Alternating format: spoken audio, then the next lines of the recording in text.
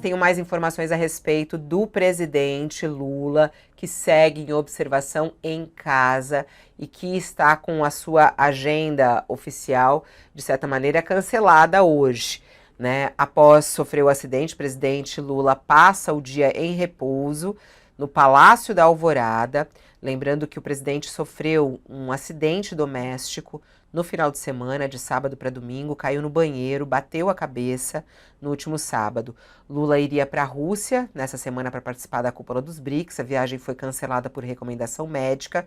Ele foi internado no Hospital Sírio-Libanês após o acidente doméstico, levou 5 pontos, foi liberado no mesmo dia, mas voltou à unidade para fazer novos exames no domingo. O presidente está bem, deverá ficar na Alvorada até essa segunda-feira. A agenda oficial do presidente não foi divulgada e não há previsão de compromissos hoje do presidente Lula. A única coisa que justamente pública ali que aconteceu, ele colocou nas redes sociais dele, lamentando o acidente que matou 9 pessoas no sul do país, um acidente de carro envolvendo atletas de Pelotas. O presidente Lula se pronunciou a respeito disso, falando dos sentimentos em relação a esse acidente. O presidente deverá passar por novos exames essa semana, não se sabe exatamente se hoje ou nos próximos dias. Segundo o cardiologista Roberto Calil, o presidente teve uma pequena hemorragia cerebral e é preciso avaliar o possível surgimento de novos sangramentos. É um quadro em que exames deverão ser repetidos durante a semana. Nós conversamos há pouco com o neurocirurgião, Dr. Paulo, e ele aqui falou que o caso do presidente não é tão simples assim, falando que o presidente sim precisa passar por vários exames no próximo mês e um acompanhamento médico. Um traumatismo como esse, mesmo sendo leve, pode trazer consequências ao longo dos dias. Inclusive, o presidente tem que ser monitorado muito de perto por conta disso, até com a possibilidade, caso necessário, de fazer alguma cirurgia, se realmente houver um hematoma e algum sangramento por conta desse hematoma e dessa batida que o presidente deu na cabeça. Como falamos, ele bateu a parte de trás da cabeça, a nuca, e por isso teve que tomar 5 pontos e agora tem todo um acompanhamento com o neurocirurgião, com a equipe médica do presidente para que ele seja monitorado. Essas são as últimas informações que a gente tem. A agenda dele suspensa hoje para essa observação e a gente aguarda um próximo boletim médico.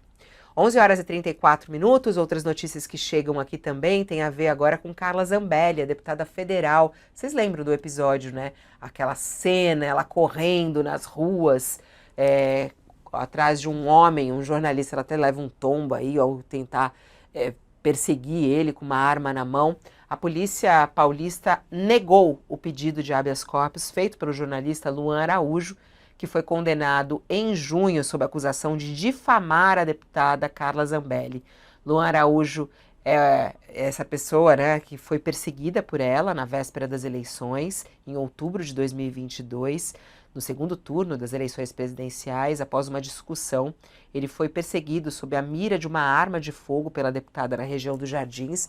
Zambelli virou ré no Supremo Tribunal Federal sobre acusação de porte ilegal de arma de fogo e constrangimento legal. Ela alega que foi empurrada, a ação não foi julgada ainda.